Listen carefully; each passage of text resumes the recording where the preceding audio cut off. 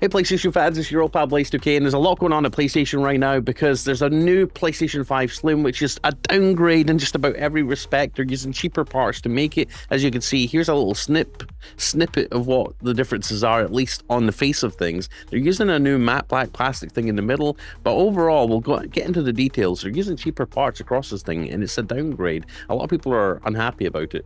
And also, there's a new DualSense controller coming with a removable battery, which is exciting. So hopefully our DualSense controllers are going to last a little bit longer, right? And lastly, Sony are planning on releasing a new and improved PS5 Pro next month. Let's get into the details. But first, stop what you're doing and please consider, if you're feeling in a generous mood, consider clicking like and clicking the subscribe button for more gaming news. We cover PlayStation gaming news, tech gaming news, handheld gaming PC news every day on the channel, multiple times a day. So consider subscribing. It'd be really cool to have you part of the channel.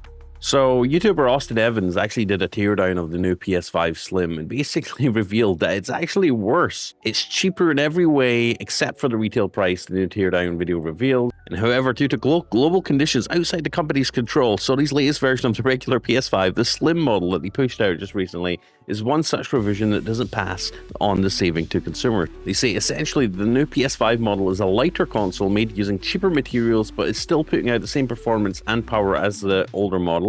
Some of the internals have changed a little, not least of which is a metal covering that has been reduced in weight by half, and the external of the machine is now made from matte plastic all over. As Evan says, it's all smartly done in almost every respect, but one chink in the armor is the reduced built-in storage. The SSD size is reduced to 825 gigabytes. Now, when the Slim model first launched, obviously that storage increase went up to 1 terabyte. Now it's been shrunk back down to 825 gigabytes again. I mean, with game sizes getting bigger, SSDs really do not need to get any smaller. Let me know if you agree with that. And the real kicker is the fact that this new PS5 retains the same price tag, meaning you're paying the exact same amount for a slightly worse console, which feels, as Push Square says, feels kind of nasty, right? Now, it's only released in Europe as of right now, but you can probably bet your money on the fact that this is going to be rolling out to the US as well very soon. Now let's move on to the PlayStation 5 Pro update we're going to be getting, and the new DualSense V3. So another report testifying to the existence of a new PS5 Pro model has surfaced online. The same source also claims that Sony's working on a DualSense V3 controller that will introduce a big improvement on the battery front. The PS5 Pro obviously launched in early November 2024, priced at $699, which we thought was a little bit crazy back then. It's now retailing for $750, probably due to tariffs, right? But basically, a reliable insider, Bill Kuhn, reported that Sony's working on refreshing its mid-gen hardware refresh with a new variant identified by model number CFI 7121.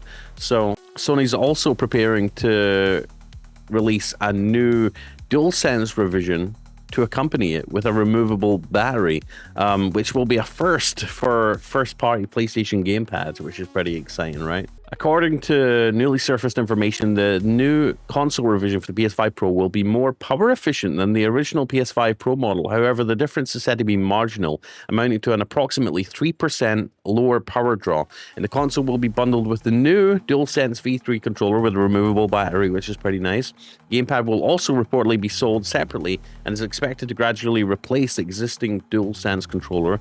PPE believes it will launch in November 2025, so basically just about next month, right? Because it's October tomorrow, indicating a release just ahead of the holiday season, which has historically been the most lucrative period of the year for consumer electronics manufacturers by a significant margin.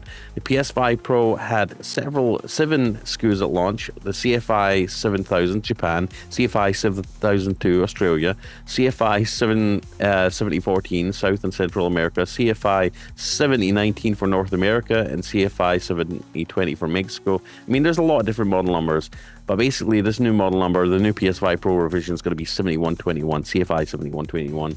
Now, given the minor improvements to the power efficiency, I doubt they're going to be announcing it. I think it's going to be like a stealth upgrade. Obviously, the new removable battery controller, DualSense controller, is going to be pretty neat. I'm sure we'll see a lot more people covering that. But yeah, for the PS5 Pro update, minor improvements, which we like to see. Again, hopefully, improvements or a refresh doesn't mean lower quality materials like we've seen, obviously, with the new PS5 Slim. It's kind of curious though that they have went with a matte. They're going with matte plastic more on the PS5 Slim. Let me know if you think that the matte plastic is less premium than the gloss. Now, initially, I remember when the gloss plastic came out, a lot of people were concerned about smudges and scratches, and oh, glossy plastic. I don't like glossy plastic. And a lot of people actually went to dbrand and bought a matte skin protector. Now we're seeing a matte sticker to put all over the glossy plastic, and now we're seeing an actual matte black plastic from PlayStation. I feel like it looks cheaper. Let me know what you think. Somebody says gloss has that premium look to it, so I prefer that, but if we had matte from the start, I wouldn't have minded. Is this the 825 gig one? Yes. The Gamepad Guru says this is the new PS5 model, less storage, now matte instead of glossy, same price. ... Scam. And Episcopal Frog basically says gloss looks good until it gets dusty or scratched up, which is inevitably so. I always put a skin on the middle of my PS5 to keep that from happening. So this guy's been rocking the matte PS5 look, well, since he got his PS5 Pro, funnily enough. And matte doesn't look bad either, but it does. I think matte maybe even shows the dust a little bit more. Let me know what you think. Look at this PS5 Pro. Oh my god, with the red accents and the PlayStation, colorful PlayStation logo and the Spider-Man logo on the side. Oh, why can't they just give us a all black PS5 Pro? Anyways, guys, that's about it for me today. Talking about the new PS5 Pro update, the new DualSense controller, and obviously the cheaper PlayStation 5 Slim that comes in at the same price, but with cheaper hardware, cheaper materials. Let me know your thoughts down below in the comment section. I'm Laced2k, and I'll see you in the next one. Please like, subscribe, click the bell icon, and check the links down below. I'll see you in the next one, guys. Take care. Peace out.